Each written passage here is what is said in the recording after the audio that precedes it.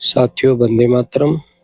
आज की चर्चा का जो विषय है वो सनातन से संबंधित है। आपने देखा होगा कि कल मोदी जी ने जो है धर्म ध्वजा का जो है अयोध्या के अंदर राम लला के मंदिर में शुभारंभ किया। तो इसमें आरएसएस प्रमुख भी थे उनके साथ। तो इससे काफ़ी संदेश, जो बहुत बड़ा संदेश पूरे विश्व में, भारत ही नहीं पूरे विश्व में जाता है, पूरे विश्व के लिए दिया उन्होंने साथियों कि जो सनातन धर्म है, भले ही देरी हो जाए लेकिन उसकी जड़ें कितनी मजबूत है ये आप समझिए साथियों।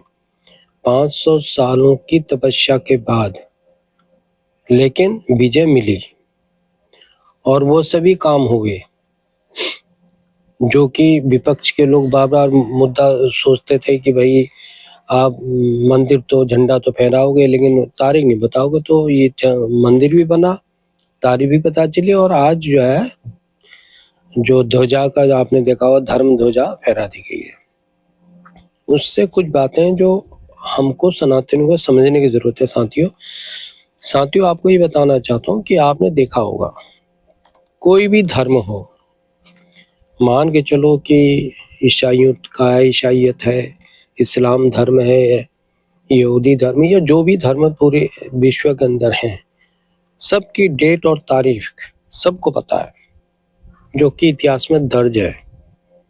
किस दिन फलाना, कौन सा टाइम, कौन सा घड़ी में कौन से धर्म की स्थापना किसके द्वारा की गई, क्यों की गई, उनका उद्देश्य क्या था, उस धर्म ने आगे क्या था। लेकिन सनातन के बारे में मैं समझता हूँ कि कोई भी विद्वान देश का क्या दुनिया का बता नहीं सकता इस धर्म का जो है कब स्थापना की गई।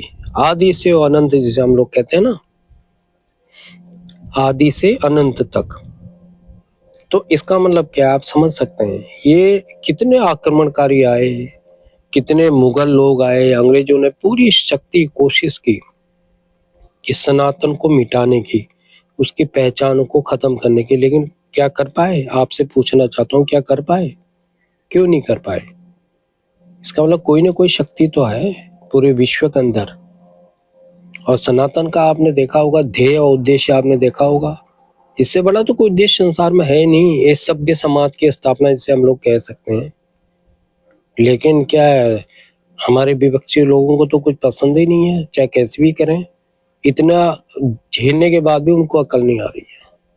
किसी ने उनका समर्थन किया, लेकिन सुनने में आ रहा है कि अब ऐसा लैंड में धीरे धीरे आ रहे हैं। उनको पता है कि बिना, अगर हम सनातन को गाली देंगे तो सफलता पूरी तरह से प्राप्त नहीं हो सकती है। तो अब मेरे ख्याल से कुछ